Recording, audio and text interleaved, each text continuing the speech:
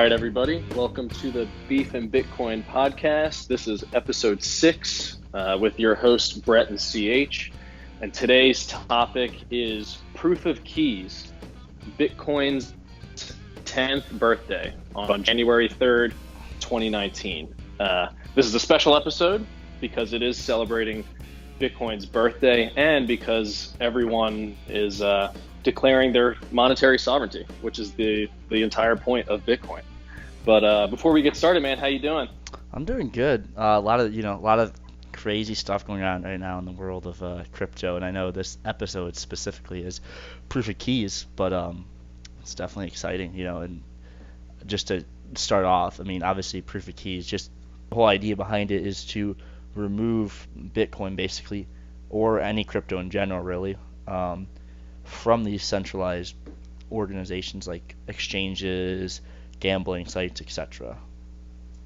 I was listening to a really good podcast episode from the Bitcoin News Show from Vortex, episode 97, and we'll link to that in the show notes. But this episode was specifically about proof of keys, and they had a number of really good guests on there. Hass McCook had a lot of really good comments on that episode about proof of keys, how he was saying that Bitcoin is like a digital Second Amendment. It's your right to hold your Bitcoin and hold your keys. And that's exactly why you would want to withdraw your Bitcoin from the exchange and take control of your financial sovereignty. And he made a good example about, if you live in the United States, you have access to the Second Amendment. Why would you leave your guns at the gun range when you can keep them at home? And that's kind of the same thing with Bitcoin. So if you can hold your keys, if you have the right to hold your keys, why on earth would you leave them on an exchange? You wouldn't want to do that. You want to take control of your Bitcoin and take control of your private keys. Yeah, exactly. And you don't think it'll happen to you until it happens. And a great example is one broker. A lot of people were on one broker that were Americans, and the whole thing with one broker was people had Bitcoin on there, and some people had a lot of Bitcoin. And one broker was just one day just shut down by the FBI and the SEC after the indictment on them. And thankfully, throughout the whole process, one broker did a great job of returning funds to its customers. But, if you weren't able to pull out right away when you found out it happened, you had to wait, 4 to 5 days to get your Bitcoin back, which is kind of nerve-wracking because the whole time you're thinking, well, the FBI just seized, the website, the web page. But thankfully they're able to work it out. But, you never know. And that's why, I've obviously used trading sites before. And when you're storing crypto on there, you're always kind of second-guessing yourself. And even if you have 2FA, you're still at the risk of the exchange itself. It's just one of those things to keep food for thought. Another thing is same kind of concept. Don't store all your eggs in the same basket. I wouldn't. If you have, don't put all your crypto net worth on the same fucking exchange. Yeah, that's a good point. I remember when, friends of mine were getting me into Bitcoin in 2017, they were always talking about not leaving your coins on the exchange. But it didn't really make sense to me at first. But then when you realize that if somebody steals that and takes that, that's it. Like there is no getting it back. And you kind of need to think differently about how Bitcoin works and why it's important to want to hold your private keys. And I know that can be super stressful. Private key management is not fun. It's not easy. There are a few different solutions out there. You have paper wallets, you have hardware wallets, you have multi-sig, you have deep cold storage from service providers like Zappo. And I have a feeling that will get easier in the future, but make no mistake, not losing your Bitcoin is a difficult task. Like you need to really work at it. Full transparency, I did not participate in proof of keys because I don't leave my Bitcoin on the exchange ever. That was something that I learned from day one, and I've really tried to stick to it. So if you still have Bitcoin on the exchange, you should do your best to take it off. If you need help with that, let us know. We're happy to help you out. But it's really important to understand that if you leave your coins on the exchange, you could get wrecked if the exchange gets hacked, if the SEC decides to pull the plug on the exchange like they did with one broker, people don't really think about that kind of stuff, and it's super scary. What about that guy we were talking about a couple weeks ago who had millions of dollars on his phone on Coinbase, and his cell phone got ported, and they drained his wallets. I mean, that can happen at any time. So it's definitely best practice to not leave your shit on the exchange. Exactly. No, you couldn't have said it better. Um, and I think we didn't mention this earlier, but the real birthday of Bitcoin was 2 days ago. Well, we're recording on the 5th right now, but January 3rd of 2009. So Bitcoin is a decade old. And I'm going to be and I know we discussed this on previous podcasts, but a decade old. It's pretty impressive. And thinking the euro itself, I think, is not even 20 years old now. It'd be interesting to see if does Bitcoin outlast the euro. We're seeing a lot of issues in um, the EU right now itself, and we're not going to cover that in this podcast, but just a food for thought. Will the euro get outlasted by Bitcoin? I think it will. Yeah, I definitely agree with you there. I think we've talked about this before. The average lifespan of a fiat currency is, I think it's between 30 and 50 years, something like that. It's short. It's not a long time, and I can't believe that Bitcoin's 10 years old already, and at 99.87% uptime, which is Incredible. better than any financial services industry. It's better than Amazon Web Services. I mean, you want to talk about something that doesn't go down? It's Bitcoin. Exactly. And so here's a good thought. Think about our financial system, at least in the U.S. right now, is pretty, old. It's a legacy system, like banking transactions, whether you're doing ACH, wire transfer. You can only do, what is it, 8 a.m. to 5 p.m. Eastern Standard Time. So that depending on where you are in the U.S., that adjusts. But like, so you got to think. So between 5 p.m. Eastern Standard Time and 8 a.m. the next day, banking is down. You can't transfer money. Same, How and then the crazy is weekend. that? Yeah, think about the weekend too. I remember in 2017, this is a true story, on a Friday in the early afternoon, I drove to the bank to send a wire to the exchange, and I was hoping that it would get there, by Friday afternoon.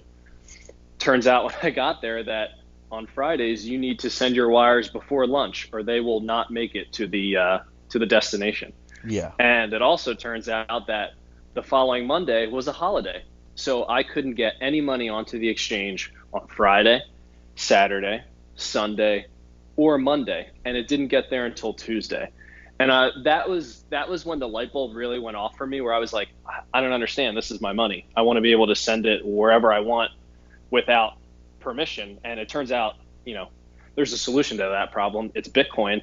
But that one moment of not being able to exercise my monetary sovereignty and send money to the exchange really pissed me off. But that light bulb went off for me. And at that very moment, I knew why Bitcoin was just so powerful, because it's my money and I should be able to do with it whatever I want.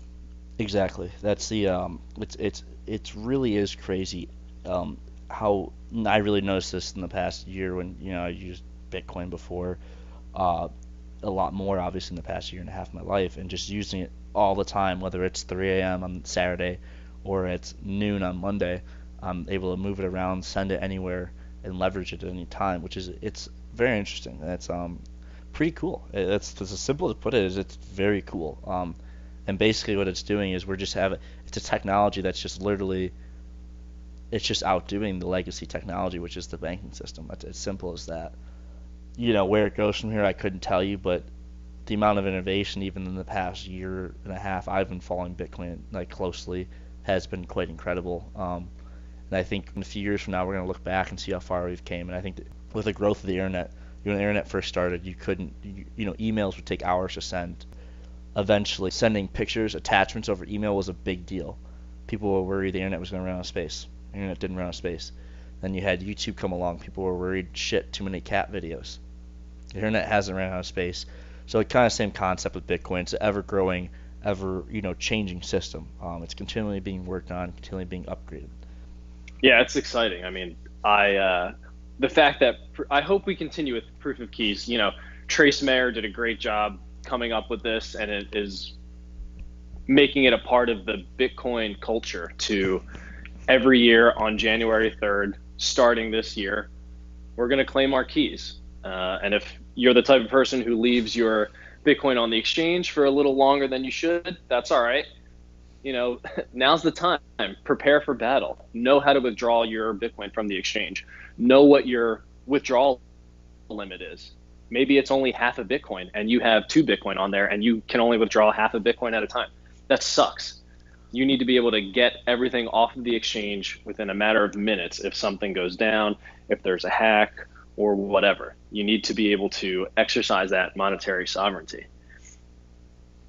Exactly. I was gonna say, knowing how to move your money around is a big deal. A lot of people who are kind of dabbling in crypto or just bought Bitcoin or Litecoin or something like that on Coinbase have zero clue what a private key is, have zero clue how to, withdraw, deposit their crypto. I had a buddy who, he had Ripple and he was completely at a loss of what to do with it, how to move it around the exchange. He's like, yeah, not gonna do it because he was trying to sell it at one point. And I'm like, yeah, sorry, I could help you, but it's like you gotta know how to do this yourself. Um, if you are a noob in crypto per se, and you have no idea how to move your Bitcoin around, test out with a few satoshis, move it around, figure out how to send it to your hardware wallet or your paper wallet, and how to send it back, and just understand the mechanics of it. Like I still sweat my balls off when I'm sending Bitcoin around to crypto. It's still scary. You're like, I'm just sending it, and if I have the wrong address, I am in deep shit. So when you're sending Bitcoin, always check the first three, or crypto in general, the first three and the last three letters of the transaction ID or address, excuse me, and that will, allow you. I usually check the whole thing, but the first three and last three work, and that makes sure you copy and paste the right key or the right address, because there are Trojans or viruses out there that if you're copy and pasting your Bitcoin address, it will really paste their Bitcoin address. So basically, you just send people Bitcoin, and you're not getting it back. So be careful. Yeah, I mean, I've been playing around with Wasabi Wallet for the last couple of weeks, making my Bitcoin more fungible, and it was scary sending it to Wasabi Wallet for the first time. It was a new wallet that I've never used before. I try to do my best not to move Bitcoin around too much, just so I don't pay too much in transaction fees. But I got to tell you, it was a lot of fun, and it was got me excited again about Bitcoin and sending stuff to the wallet and using the mixture and learning about CoinJoin and now looking up the hardware nodes that are coming out. But I couldn't do any of that if I didn't know how to send Bitcoin from one address to the next. And copying and pasting that address and reading it 65 times to make sure all the characters match is nerve-wracking. I'll never forget sending my my doing my first transaction. It's super scary, and I still get anxiety every time I hit the confirm button on my Trezor. But every single time it works. I've never had an issue, and I can't imagine how much easier it's going to be to send Bitcoin to a friend or pay for something in the future. It's going to be as easy as using Venmo or as easy as using the Cash App.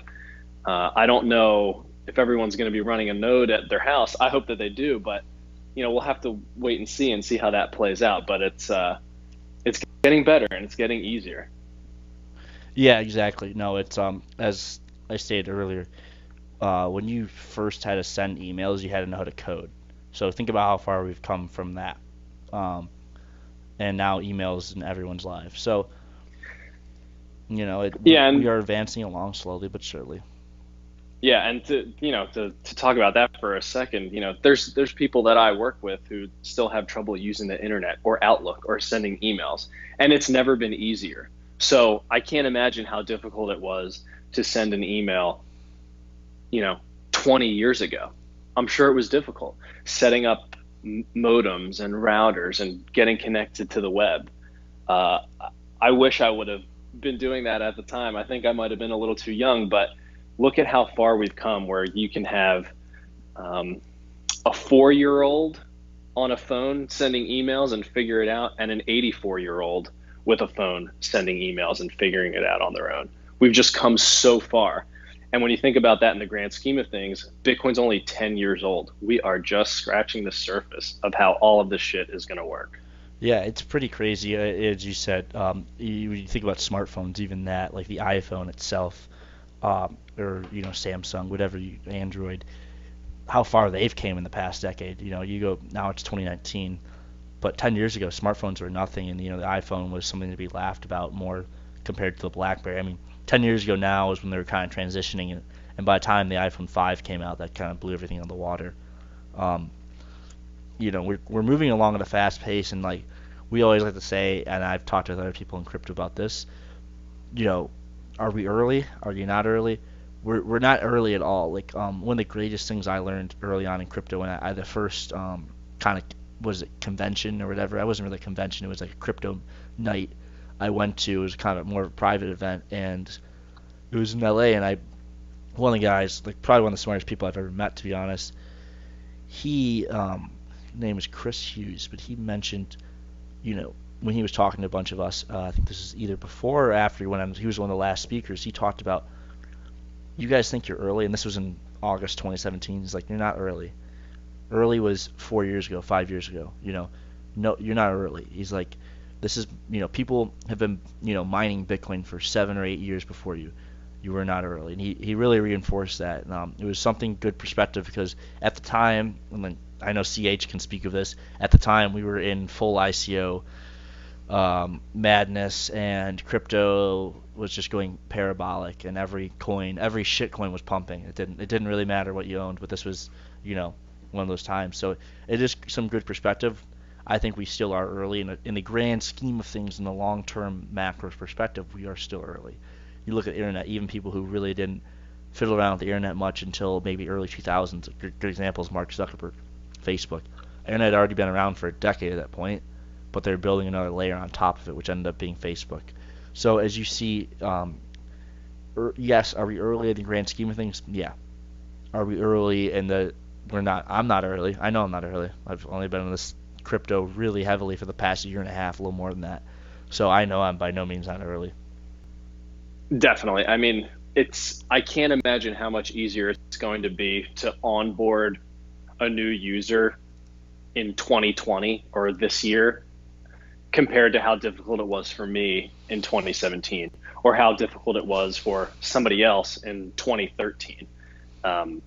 That whole onboarding process is going to be much smoother. And I'm really excited to see what that onboarding process looks like. Because if I had to guess, I'm not sure if everyone's going to be using something like Coinbase or Robinhood to buy their Bitcoin. I think a lot has to change with that, but I definitely foresee more Bitcoin ATMs popping up.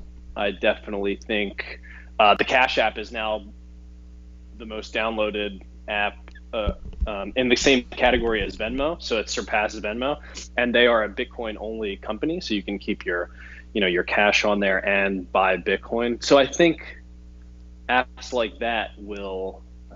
I think it's a strategy. Being a Bitcoin company now is like a strategy. Yeah, It is. it's a long game.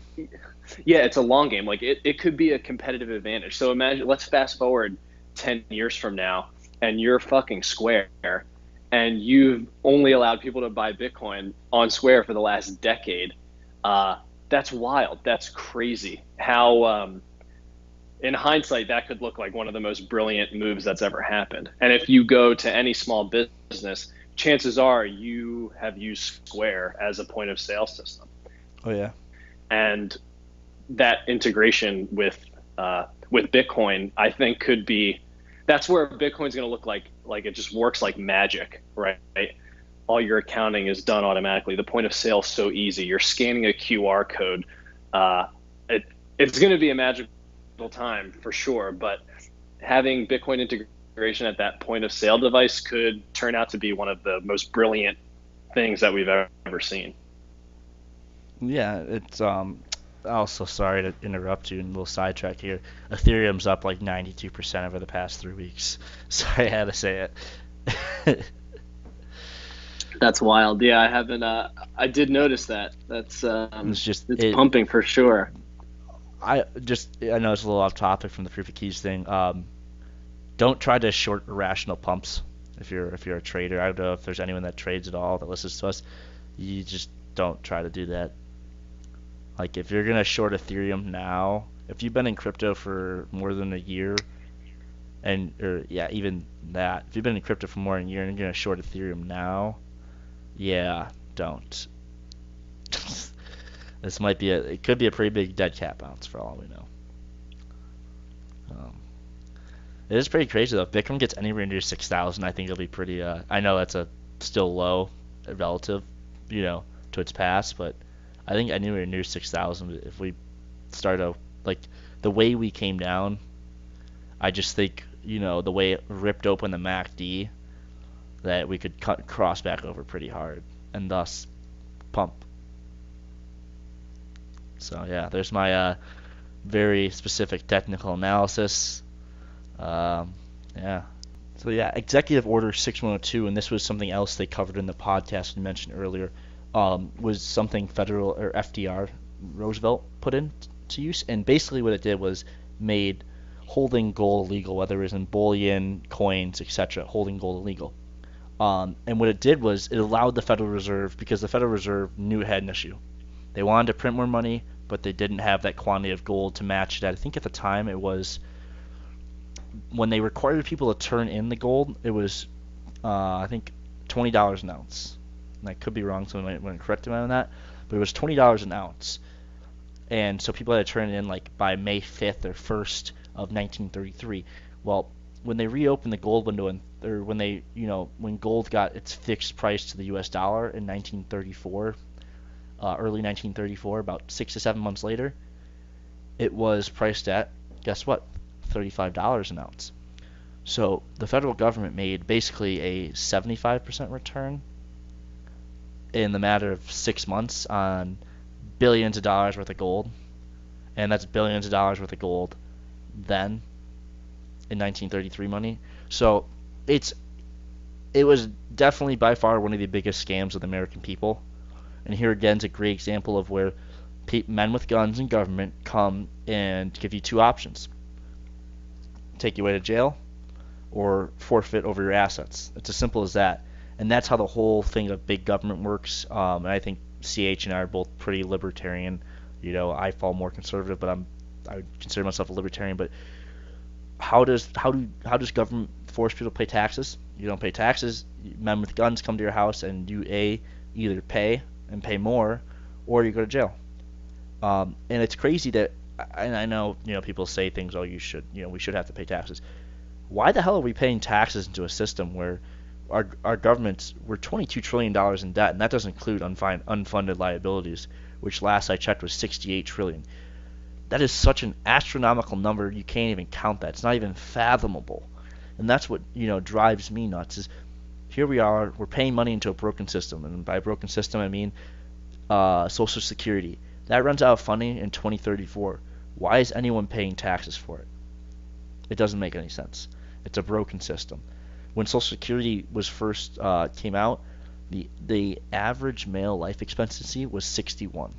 So you don't receive Social Security until you're 65. So it made sense. And I believe it came out in I think the mid to late 30s. I can't remember the exact date.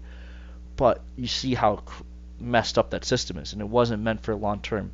It worked because the government was able to print money then, and you're able to continue to kick the can down the road, as I've mentioned in the past. And that's the same thing that happened in 2008. We kicked the can down the road, and now here we are in 2019, and the Federal Reserve is having meetings over a 17% drop in the stock market. So it just shows you how sensitive we are now to everything. Yeah, I mean, I definitely align with you there. Politically, I consider myself much more of a libertarian. I don't like to affiliate with any particular political party because, well, two mainstream political parties, because I think both sides are a little bit more bullshit, and I prefer the non-aggression factor of libertarianism to anything else. But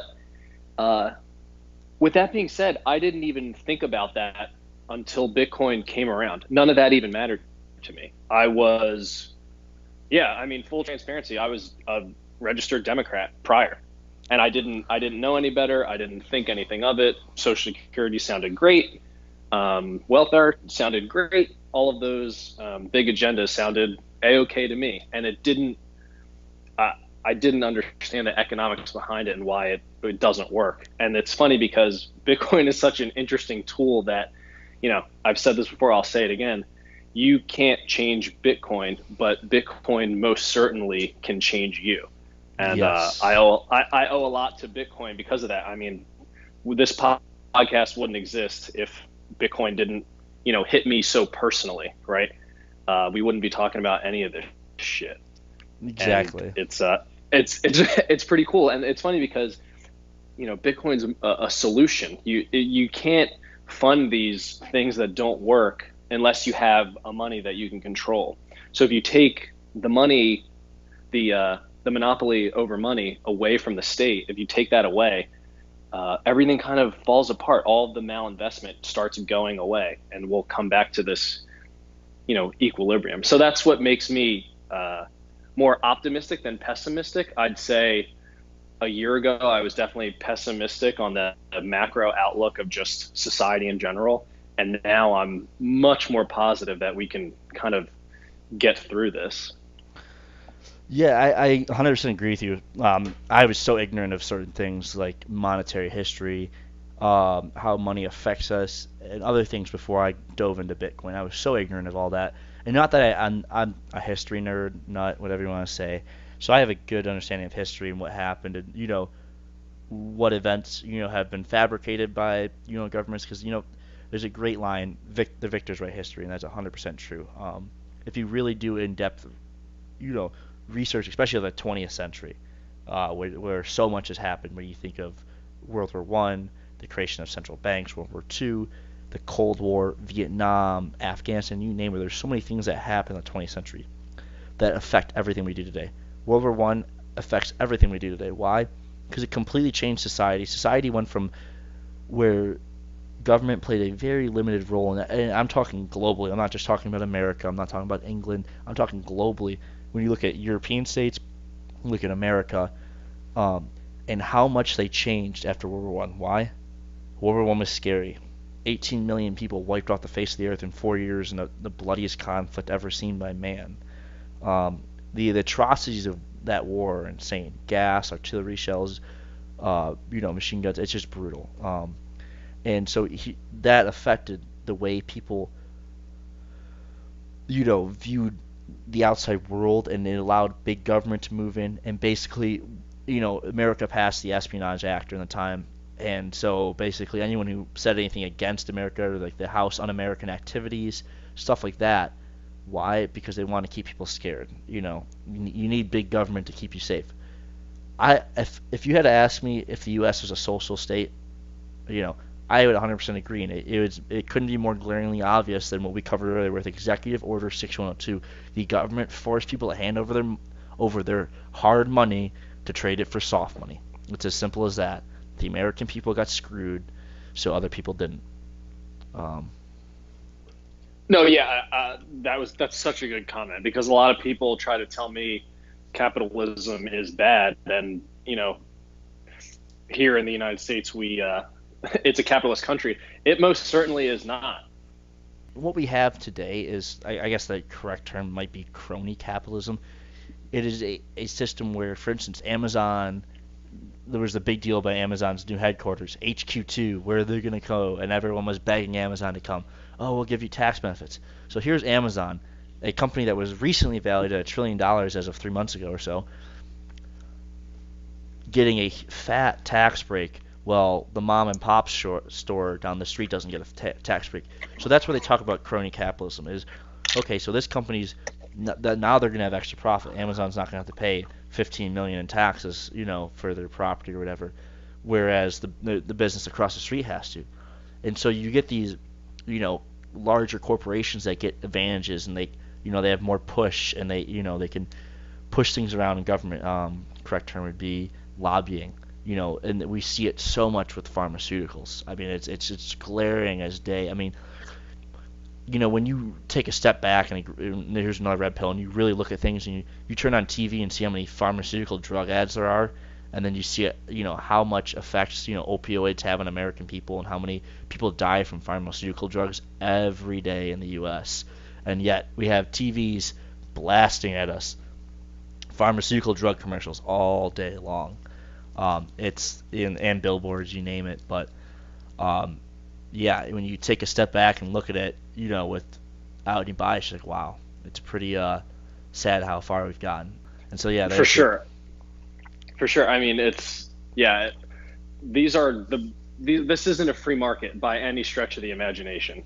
And if you think that it is, then you need to reevaluate what's actually going on here.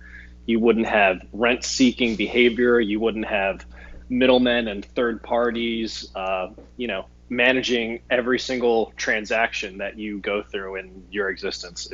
It wouldn't be like that. You would voluntarily interact with the person or party or business that you want to interact with, period. And nobody would insert themselves into the middle of that transaction and charge you for it, right? exactly. And your middleman point's perfect. Wires aren't easy, and especially when you talk about international wires. And I've probably mentioned before, I've only done a handful, but the first international wire I did was to a crypto exchange when I first got into crypto, and I was sending money, and it was I sent it. I had put everything in properly, but the bank I used said, "Oh, you need to change this," and it wouldn't let me send without changing that. So I changed it, sent the money. A few days later, I get an email from the exchange saying we can't accept it unless you tell your bank to change the memo or something like that. And I'm like, motherfucker. I had everything put in properly. The bank made me change it. Now my money's tied up, and so the whole process took me like a week and a half to get my money back. And it was just like Jesus. And so then I started using credit card and debit card because I'm a dumbass. And you'll realize really quickly, don't use credit cards or debit cards for buying crypto because you just you get hit with high fees. Wiring ACH is always the best way to do it. I always do same day wire for the most part. It's obviously cheaper to do over longer intervals, but that's just how I do it. Yeah, I hear you. I typically like to use wire transfer or ACH just because it's cheaper. But I've also kind of been getting into the ATM machines. You just Hmm. bring your QR code on your phone, scan it, put your cash in, and away you go. The fees are not fun, but I think it's worth the price of anonymity and fungibility. Yeah. So to me, that's worth it. I think I want to also take a look at BISC, which is a decentralized exchange. It's an application that you run on your computer, and you can perform transactions and trading that way. So that's something else that everybody can look into. But yeah, Yeah. So as you said, it's easier, and something with history and money is when you look at history and look at dictatorships, and especially the 20th century is a perfect example. We see the rise of dictators when there is a lack of hard money, where people have, there's a lot of fear in the people. There's no economic prosperity, and so they'll do anything for economic prosperity. And a great example, we might have covered this before in the past, is the rise of Hitler. If you know anything about World War One, Germany got totally fucked. Pardon my language, but that's what happened. Germany was basically took the full blame for World War One, and the reasons for this was, if you do any history research, a brief background, World War One didn't just happen because Archduke of France was assassinated. This was a long build up to World. There's a long build up to World War One, and basically it's simple as this: Anglo powers, basically England, the British Empire, was afraid of losing, its hegemony to Germany. So at the end of the war, Germany got screwed. Well, Germany went through a very severe hyperinflation in 1921, 20, and 22, and 23, and basically their currency became worthless. People carting around wheelbarrows full of Deutschmarks that were worthless, or paper marks. And what happens with that is you get, as I said earlier, economic prosperity. People lose hope. When they lose hope, they reach for far extreme politicians to solve their issues. Well, what happened in the 20s was the Roaring Twenties. So Hitler started his reign and the Nazi and his whole idea of his party around. And he started his like first speech, and I think in Nuremberg, and he started there and originally got arrested, and that's when he wrote Mein Kampf. He wrote Mein Kampf in 1924 while he was in jail, and at this time, Germany started to prosper along with the rest of the world. We had the Roaring Twenties. Central banks were printing off money, more money, more adding more money in the supply. Well, inflation doesn't hit yet, and thus when you have 1929, you have the crash, and that's when Hitler's rise came. Germany was devastated again, and this is twice within a decade. And his rise was only able to happen because Germany got screwed over, their currency hyperinflated, and that's why. And then in '33 he was elected after the Kaiser died. So it's there's other examples of this. You look at any dictatorships, and it happens because there's people are willing to give up their freedom for safety, which in turn has proven terrible. Obviously, when you look at the Soviet Union, you look at China, you look at Venezuela, obviously Germany, we've mentioned. You look at Eastern Bloc countries during the Cold War. You see people lose freedom for the hope or idea of safety, which turns out to be no safety because you have a government spying on you. And yeah, it's as simple as that. That's such a good point, and that ties in with something that I heard on that Proof of Keys podcast about, giving up your freedom for that assumption of that you have more security, right? That you're safer, that someone's going to take care of you, so you're willing to give up freedom. And now with Bitcoin, you can buy that freedom back. You can buy your monetary sovereignty, and that's never really been possible before, except for during the time of the gold standard, where you could choose to hold gold. But as we learned with that, gold's very easily centralized, so somebody can come, show up, and say, "Hey, give me all your gold," and that's kind of the end of that conversation. But now you can buy that freedom with something that's digitally scarce, and it could be 50 cents a day, it could be $5 a week, it could be $100 a month that you want to choose to be free, that you can opt out. And with Bitcoin's it's a big exit sign. If you want to head to the door and look over at that exit sign, Bitcoin is right there waiting for you if you want to jump over that fence. And it's just amazing how much of our freedom we give up for the thought of safety. It's almost unbelievable. And I was very much asleep to this notion until recently, and it sucks. Yeah, it is quite incredible how far in a century, how easily people lives were changed, and I think we mentioned earlier in the episode how quickly people's lives and interactions with the state went from nothing to everything. And now you can't do anything without government. There's fees for everything. There's a license for this and that.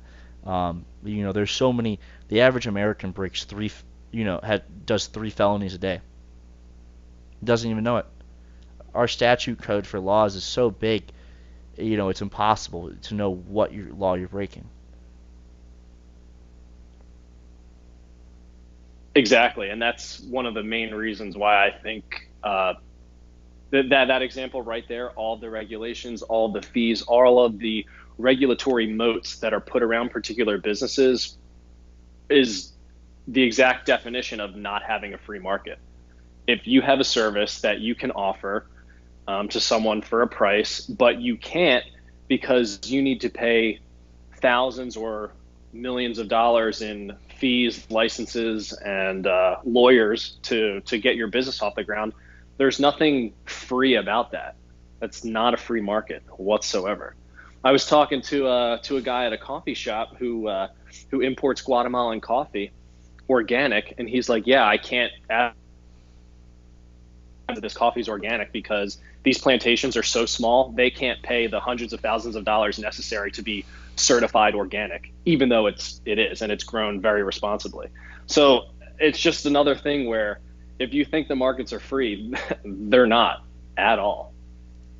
Oh yeah, no, every market's manipulated. That's something I've mentioned before in previous podcasts. Every market's manipulated. Whether you look at the currencies or like precious metals, excuse me, currencies, I guess, is Forex, 100% manipulated.